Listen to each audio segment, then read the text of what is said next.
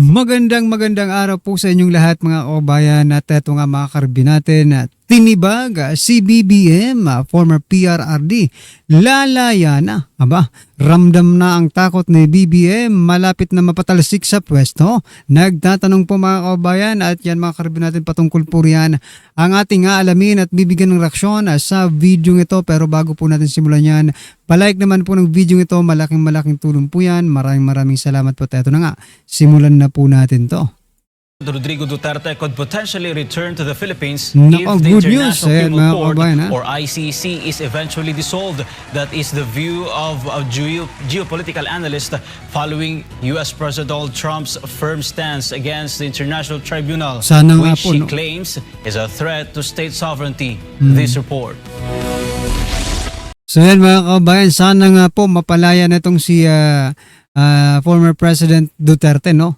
At sana nga po mga kababayan ay ma-dissolve na, mawasak na itong ICC mga kababayan, no? Kasi wala naman po silang ginawa kundi ang manggipit.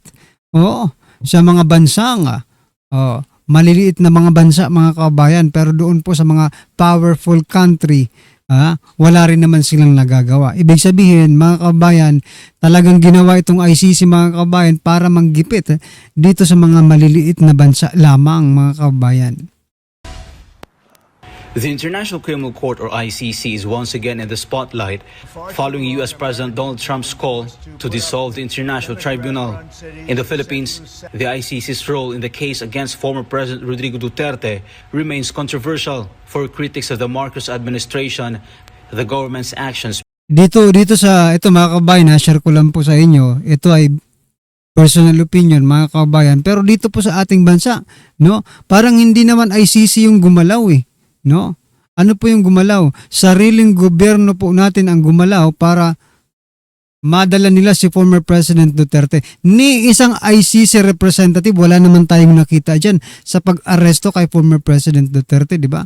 Ang nakita po natin, puro mga Pilipino, inaaresto ang isang Pilipino para dalhin sa ibang bansa at doon po litisin. Di ba mga kababayan? Wala po tayong nakitang ICC personnel na serve ng arrest warrant kay former President Duterte. Pilipino kontra Pilipino po ang nangyari dahil sa mga trahidora, sa ating bansa. Alright? Paved the way for the former president to be brought to The Hague. They argued that the rights of a Filipino and a former president to undergo the judicial process in his own country were not defended. U.S. President Donald Trump expressed a similar sentiment, which is why he wants to dissolve the ICC. According to the Trump administration, the U.S. does not fall under the jurisdiction of the ICC because although it signed the Rome Statute in the year 2000, it was never ratified by the U.S. Senate. One of the key reasons behind Washington's opposition to the ICC is its investigation into alleged war crimes in Afghanistan, including allegations against members of the U.S. military. Dapat In talaga an interview makalaya with na si Dasmana former News, President. geopolitical analyst Herman Camentong Chulaurel said this is one of the main reasons Trump wants to oppose the ICC. Kinakasuhan po nila yung ilang mga sundalo ng Estados Unidos sa mga gera ng Estados Unidos tulad sa Afghanistan. Siyempre ayaw ng Amerikano po yun. Pero si Trump ang medyo may independence from the European leaders talaga na gawin ito na itakwil lang ni ICC todo openly at labanan ng ICC. Camentong emphasized that if the ICC were to be dissolved, there is a possibility that former President Rodrigo Duterte could be brought back to the country. However, Talaga, pag ma-dissolve na yan, pag nawasak na po yan mga kabayan, pag nawala na po ang ICC, talagang makakauwi na po si former President Duterte. Saan pa po nila yan i-detain mga kabayan? Ito, isipin po natin to mga kabayan. Si former President Duterte is not a convicted. Hindi pa po siya convicted mga kabayan. Nililitis pa po siya. Sabi nga, yung kasabihan, yung sinasabi palagi ng ating mga kababayan na innocent until proven guilty mga kababayan. Di ba? Dapat po ganun ang pagtingin natin dito. Hindi yung dahil sa dinala po si former President Duterte sa The Hague, guilty na po siya. hindi po mga kababayan na nililitis pa po. Pinag-aaralan kung ito ba ay makatotohanan or ito ay pawang kasinungalingan lamang. He added that this still depends on the pressure applied by the United States regarding the matter. Depende na yan dito sa pressure talaga na gagawin po ni Presidente Trump. No?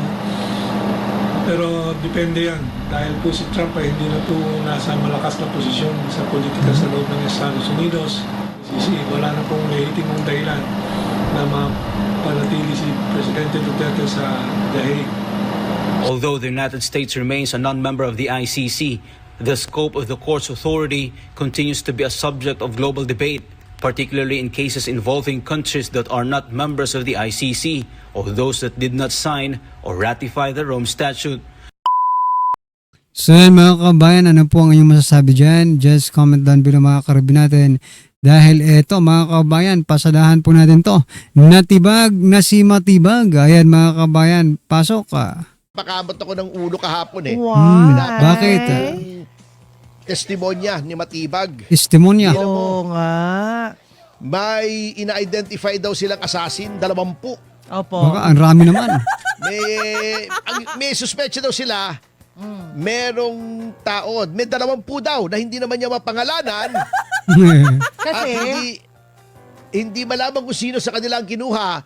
Doon na naman ako kung magpapapatay ka, 20 assassin ang kukunin mo. Ang gusto naman nun. Meron ba naman nagpapapatay? Lahat na lang ng tao. Ano yun? Nag-add siya sa wanted assassin. pero Oo. attorney, nagulat ako sa discussion na yan, ha. Grabe. Sabi ni Sir Matibag, Sir, bilib ako sa inyo, first time ko nakarinig na kayo po ay nanonood lamang ng testimony sa sa TV, of course, sa newspaper. Doon lang siya kumukuha ng information and then sasabihin nyo, witness na kayo? Ganun pala yun? Ganun Ganun talaga ba yun. yun? Bagong Pilipinas eh. Nashock lang po ako. Bangag na Ano yung mga tao Pilipinas. niya? Wala namang alam na personal pero witness na. Opo, yun. Siya naman, Honest lang siya, honest. nag-file siya. Nag-file siya ng elements ng grave threats. Opo. Nag-file siya ng grave threats at saka ng rebellion. Oo. Hindi niya alam kung sino yung papatay. Wow. Kasi sinasabi niya, inutos pero walang papatay. Pero Parang sedition. wrong mistake. Parang Inciting wrong to mistake. sedition. Magulo. Oh. Wrong statement yata. Oo. Okay. Kaya yun nga, yung kaso dito sa di umano'y grave threats laban sa Pangulo Opo. ay isa na namang malaking KMU. EMU. Oh, kamoting! May ulalo! Yeah. Hindi ko gusto yan. Kaya ka na naman, sasabihin mo na naman. Hindi ko gusto paborito yan. ko yan. Nagluluko mo kami. Correction lang yan. Thank you, attorney. Di ba? Aba, hindi tayo perfecto. Nagkakamali rin tayo. Ang Di ba? kilala ko lang perfecto ay isa. Si perfecto. Ay, Kaibigan ko yun.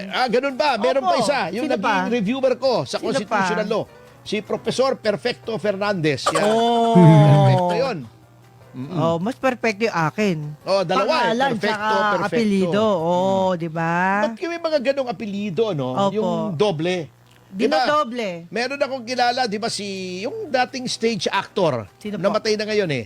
Na lumabas din sa telebisyon at saka sa pelikula. Si Bernardo, di ba? Oh. Wala nang maisip yung tatay. May kilala din ako. Ano po? Yung ama nung isang kaibigan ko, si Antonio. Oy, narinig Sino ko ba yan? Si Trililing, Artista pa, diba? Trililing Director. Antonio. Hindi, Pwede si rin. Antonio. Sino po? Karim Kiram. Di ba yung character actor? Yes. Opo. Di ba si Karim Kiram? Narinig ko lang. Konti lang ang diferensya. Karim Kiram. Karim Kiram. Kiram. Karim Kiram. Ayan. Pero wala pa akong narinig na Topacio. Topacio. Mahirap. Oh. Malapit na. Ay, yung Nagagaya Tambalos. niyan. Pwede. Los. Pwede yun. Pwede yung buwaya. Pwede rin mga buwaya, di ba? Kasi marami ang mga buwaya ngayon, mga kababayan, di ba?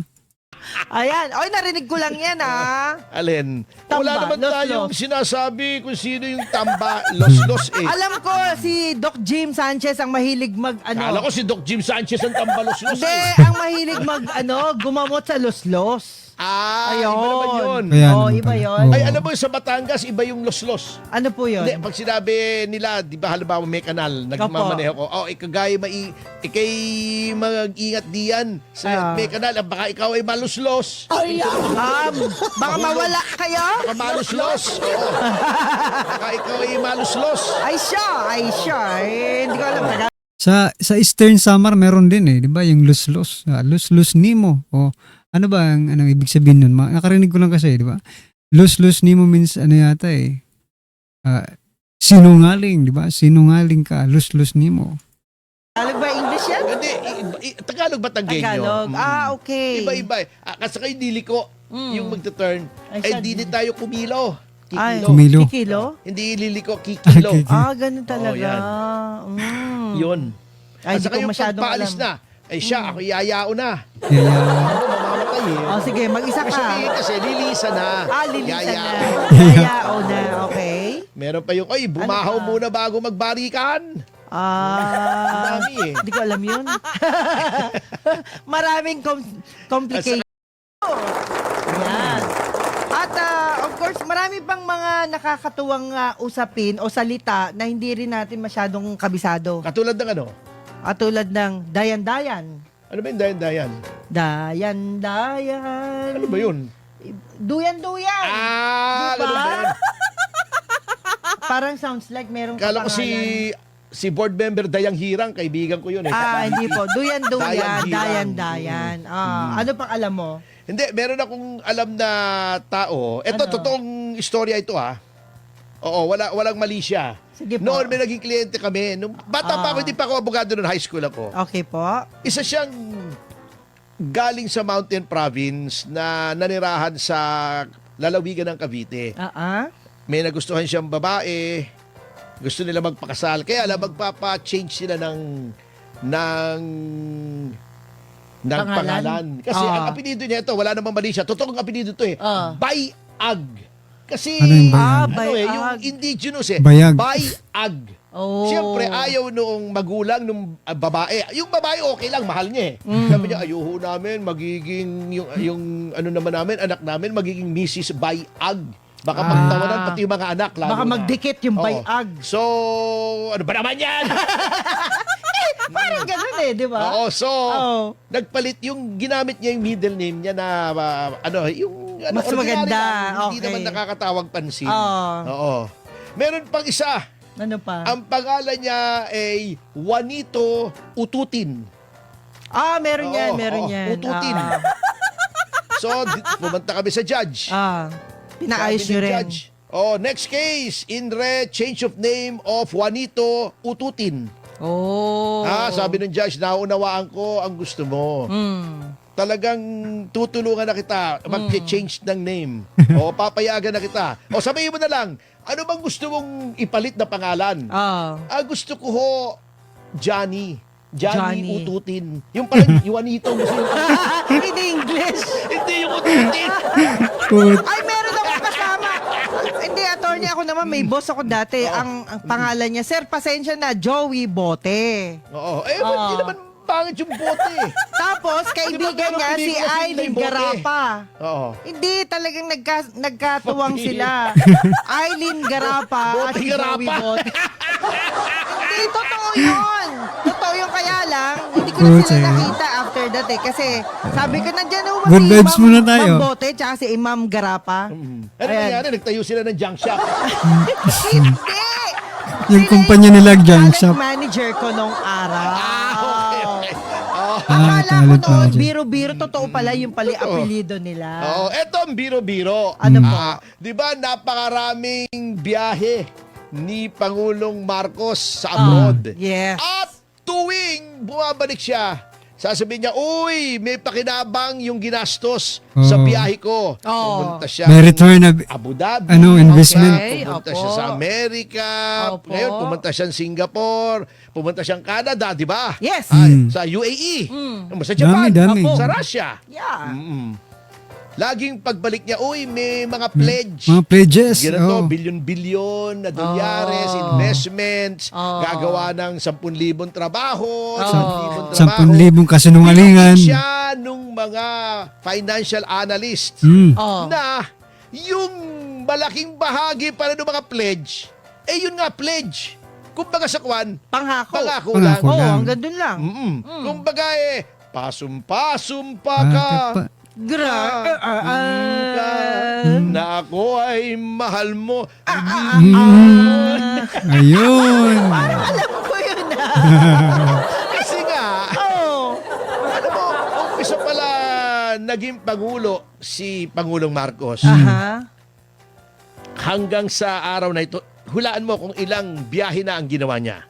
May hundreds na ba? Hindi pa naman. Hindi pa. Pero marami. Oo. Isipin mo, 50. Pwede ba naman Pangulo ka, biyahe ka ng biyahe? Isipin mo, hulaan mo, nandyan. Pasumpa. 45. Oh. 45. Ganon. Munti ka na. 45. Daghan 50 yung tayo, sinabi ko eh. Foreign 45 trips. travel, Wow. foreign trips. Oo. At pasumpa-sumpa ka pa, walang Nako ay mahal mo. Alam oo. Dapat merong ano yan. Kung 45 yung travel, dapat 46 yung yung meron na sagot. Eto. Dahil sa dami Mm. ng biyahe Okay. ni Pangulong Marcos ay 2025 lamang last year. Alam mo kung magkano inabot ng budget niya? Magkano po? 1.29 billion. Billion. Billion. Wow. Di ba? Nako, ibig pero- sabihin, pinabayaran sa kanya yung pagkain niya. Bakit? Ganun ba? Di ba ganun pag nagta-travel? Anong pinabayaran ng pagkain? Yung pagkain niya doon sa ibang bansa, baka yun ang Libre yun, binabayaran. siyempre. Libre? Ba't ganun Oo. kalaki, Tony? Just asking. Ay, sabi ni Elias Manliklik, Mindanao, salamat daw at nakaabot siya. Ah, you're welcome. Anyway, Mm. yun naman pala, yung mga inuuwi na mga investment, meron din naman, to be fair. Ayan. Pero yung mga nanumpa Congratulations. na mga banyaga, Na iba. maglalagay kami ng ganitong negosyo dyan, magpapasok kami ng ganito. Hindi pala naman asap yon. Ah, okay. Bagamat nanumpa po sila, hinihintay pa nila yung sitwasyon sa Pilipinas kung hindi magbabago yung corruption, yung gulo, yung kriminalidad. At yun, Baka nag-pledge sila mga sige, ganito ha. Mag-i-invest kami sa inyo pero kailangan palitan muna yung presidente kasi kurap pa. Ay nako. Di ba parang ganun na po ang nangyari, di ba? Hindi man nila personal na masabi, no? Dahil nga sa hindi sila nag-invest, no? Pa-pledge lang sila mga kabayan. Parang ganun na rin ang gusto lang sabihin. Magpalit muna kayo ng presidente dahil kurap ang presidente ninyo. Kurap ang mga government official ninyo ngayon na saka na po kami mag-invest dyan sa Pilipinas. Nako. palang Di ba? in-upgrade tayo Mm. na upper middle income country, hindi pala automatic yun. Na-discuss na natin yan eh. Opo. Yung pala, parang boxing. Halimbawa, amateur ka dati. Ah. Naging professional ka. Ah. Okay, tumaas ang antas mo. Okay. Ibig sabihin, mas matindi din ang kompetensya mo. Ayun. Sapagkat, mabigat pala ha. Matinding laban. Tayo pala, kahit upper middle income na, Opo. at sinasabing maraming investments, Mm. kamote pa rin tayo pagdating sa ranking ng mga bansa pagdating sa ekonomiya. Ayun. Ito, pambihira, kita mo naman to. Kailangan nakalagay. magaling na Oo. economist pala ang natin kasama. Tumatama yata yung papel, kaya tumatawa eh. Mahirap ditong binubuklat ko ito. Talo pa rin tayo ng Thailand, ng Malaysia, ng Vietnam, Oh. at ng Indonesia. Ay, ganon? Oo. Kawawa naman tayo. At ito, bumagsak na naman ang piso habang abalang-abala tayo doon sa impeachment, kay Matibag, pagpapakulong sa mga senador na kalaban, yun ang pinag-aabalahan natin. Opo. Bumagsak na naman. Pinakamababa sa kasaysayan. Magkano? Ayan, nandyan sa'yo. 61.75 ang ibinagsak kontra sa dolyar. Oh, Sapagkat napakalaki. tumaas ang presyo na naman ng petrolyo, ng Ayun, langis matindi sa yan. pandaigdigang merkado. Opo. At ang ginagamit po ng pangbili ng langis ay US dollars. Yun ang tinatawag na petrodollars. Ayun. Yun nga ang nilalabanan ng China, ng Brazil, ng Russia. Kaya nagkakaroon sila ng BRICS na sabi nila, bakit kapag bumibili ng langis, kailangan dollar ang Dollar. pambayad? Pwede rin yung aming currency. At Correct. yung mga BRICS countries, tinatanggap nila yung pera nila, yung sarili nilang pera. Ayun naman pala Kasi eh. ayaw na nilang makisama sa Amerika na kinokontrol. Katulad nung Ayun. discuss natin, pahapyaw lamang. Opo. I-discuss pa natin yan ng mas matagal. Yung Pax Silica. Ang Pax Silica, mangyayari rin Impaxto yan eh. Oo, ang nangyayari sa ating bansa, sinasabi ko sa inyo eh. Ayan. Oo. Yan. Kasi nga, yan ang problema. Masyado pa rin tayong nagdidepende sa ekonomiya na hindi naman tayo nakakapag-compete. Ayun. Paano tayo magkaka-compete? Di ba noon diniscuss na natin? Opo. Yung Maharlika Fund, katawa-tawa pala. Ayun. Kumusta na kaya yun? Masyado pala yung Di ba mga kabag, kumusta na po kaya yung Maharlika Fund? Kumita na kaya yun? No? Nagkaroon na po ba tayo ng return of investment or ROI? Or tama, return of investment, di ba? Oh. Kumita na kaya yun mga kabayan or ubus na? Ha? Ubus na at pumaldo na yung mga maletagang mga kabayan. Wala na tayong narinig patungkol po dyan sa Maharlika Funds na yan. Saan na yan napunta? Mga kabayan, pera po ng tao ba? Pera po ng ano yan? Na mga, yung saan ba yung kinuha yan? Sa SSS, no? Sa Pag-ibig ba yun? Correct me if I'm wrong kung saan nakuha, pero pera po ng ano yan eh, mga insurance, no? Government insurance, mga kabayan, na nilagay dyan. Ibig sabihin, it is not taxpayers money, kundi para sa PhilHealth, mga kabayan. Diba? Yung PhilHealth, linagay nila sa program funds, parang ganun po. Tapos yung sa SSS naman, or Pag-ibig, mga kabayan, or GSIS, kinuha nila, nilagay nila dyan sa Maharlika Fund na yan. Ngayon, kayo pong mga miyembro ng pondong ginamit dyan, magtanong kayo kung nasaan na. Diba? Kasi kami, wala kaming ano dyan eh. Hindi kami naguhulog dyan, hindi naman kami katrabaho sa gobyerno. No? O mga ano tayo, mga freelance, mga kabayan.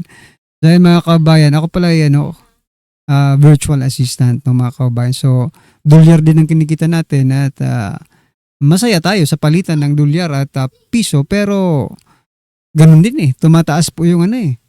Yung mga presyo ng bilihin, ganun din. Parang hindi ka lang parang wala. Normal lang mga kabayan, no? Parang hindi mo na-i-enjoy rin yung kita mo eh, kahit dolyar, mga kabayan. Kasi nga, pataas ng pataas yung mga serbisyo, mga produkto, dito po sa ating bansa, yung mga presyo nagmamahalan. napakaliit pagdating kung ikukumpara sa mga sovereign funds Yes. ng ibang bansa. Oo. Pero attorney, ako, pasensya na ha, Oo. hindi ako makamarcos, pero iko-congratulate ko siya dun sa mga na-close niyang deal. Oo naman, dapat. Diba? Pero sana po, mahal na Pangulo, humanap kayo ng taong pwedeng mag-follow up niyan. Huwag kayong umasa sa kwento ng mga tao ninyo dahil maaari pong binobola lang kayo. Correct, Yun correct lang ka, naman masabi correct ko, ka. attorney. Hindi, kung nabobola ka, Oo. hindi ka magaling na leader. Di ba dapat ang leader malakas, hindi sumusunod sa mga bulong-bulungan. Ayun. May sariling pag-iisip. Wag lang sariling mundo. Parang Okay? puppet lang o namamanipula. Wag lang Ngayon, sariling mundo. Kita mo, Oh, ang gap natin sa investor confidence, okay. tayo ay Ayan. kulelat pa sa Thailand, Malaysia, Indonesia, Ala, at kawawa. Vietnam. Kawawa Grabe. naman tayo yan. At ang ating mga foreign direct investments ay napakababa kumpara sa mga nakaraang taon. Lalo na umpisa ng panahon ni Pangulong Duterte kung saan mataas ang investor confidence dahil walang gulong masyado sa politika, walang impeachment, walang pinakukulong ng mga senador, walang tatakbuhan sa Oo. Senado. Hinaharang ng presidente kasi ayaw niya ng impeachment Eh, eh. kaya nga, sino? Anong hinaharang ng... Hindi, The former president. Panahon ni yes. Duterte. Oo. The former Sabi niya, president. hinalal ng taong bayan yan, hindi Oo. natin impeach yan. Apo. Di ba? Ganun ang ginawa Yun doon ang sa sinabi, ano. yun ang sinabi, impeach daw si Lenny. At nung Oo. sinabi, nung Totoo isang yun. tauhan niya, Hmm. idedemanda daw si Lenny dahil nagre-raise ng funds Oh. nang walang pahintulot. Di ba tinanggal niya yung tauhan niya? Oh. Oh, di ba? Oh, ganun po Kinampihan ang pa Pangulong niya. Duterte. Oh, yung Oo. kalaban. Kinampihan pa. Okay. Oo, That's kaya good. nga, yun ang statesmanship. Opo. Oo. Anyway, bago po tayo magtapos mga kasama, ingat-ingat po tayo kasi may paparating na bagyo. Yes. Ang bagyong Kiyapo. Ayan mga kabayan, ingat-ingat po kayo ha. Ingat-ingat po tayong lahat dyan sa paparating na bagyo at sana naman po ay walang malunod sa baha. Ayan mga kabayan, kasi kapag mayroon pong nalunod at nagurgur sa baha mga kabayan, baka maisama yan sa magiging sona ni President Bongbong Marcos Jr. O yung mga ano lang, yung mga flood control project lang ang salantain mo nang makita ni President Bongbong Marcos Jr. no? Yung mga ghost project na yan at maisama. Ikaw bagyong Quiapo, birahin mo yung mga flood control ghost project na yan. Nang makita at maisama dito po sa gagawing sona ng Pangulo mga kabayan. At eto nga, balikan po natin to mga kabayan. Itong si Sir Dado. Opinion, no? Mukhang hindi na ho ata magtatagal Hmm. haharap na sa Haharap pinakamalaking problema itong si Marcos Jr. Nako. Baka ho kasi mga ka-opinion sa kakapilit ng administrasyon na ito na tanggalin nga itong si Vice President na binoto ng 30 million people, magkaroon nga ng revolusyon gaya ng sinasabi nitong si Cap Dado. At hindi ho yan malayong So, napasadahan muna natin ito mga kabayan. Sabi po kasi diyan, mga alalahanin ni Marcos Jr. ipararating umano ni Trump kay Xi Jinping sa pag-uusap po nila mga kabayan sa telepono. Kaso nga lang, ang kapalit naman po nito, may kapalit po hindi po libre mga kababayan yung pabora na ni President Bongbong Marcos Jr. dito po kay Trump. Ano po ang ginawa ni Trump? Nako, dinagdagan po mga kababayan or pinalitan ni Trump yung ating tariff mga kababayan sa export natin.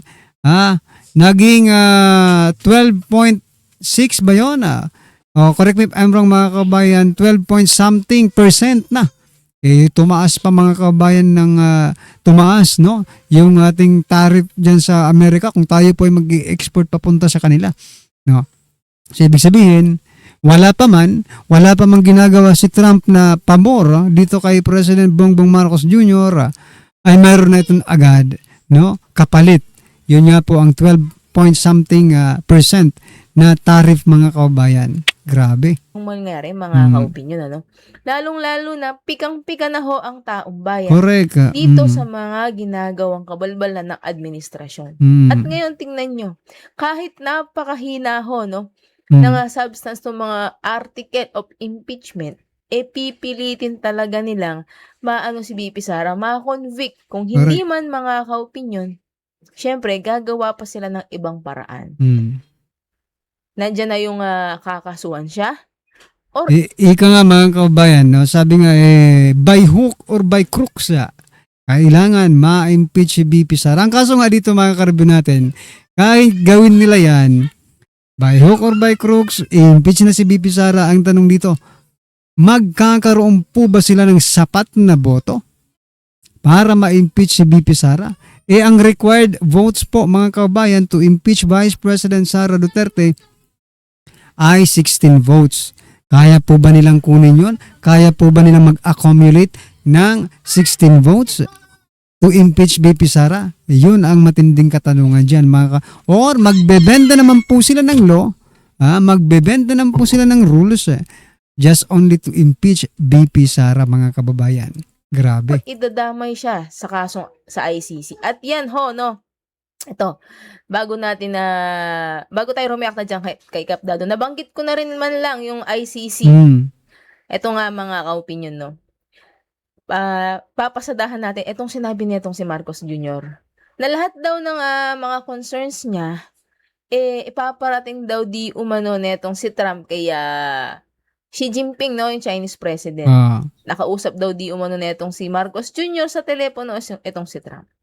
Naku, mukhang malabo yan, no? Kailan pa ho naging spokesperson netong si Bongbong Marcos itong si Trump? Ay, grabe. At saka mga ka-opinion, alam naman natin Wala na na itong si sana. Trump, pinabubuwag yung ICC. Correct.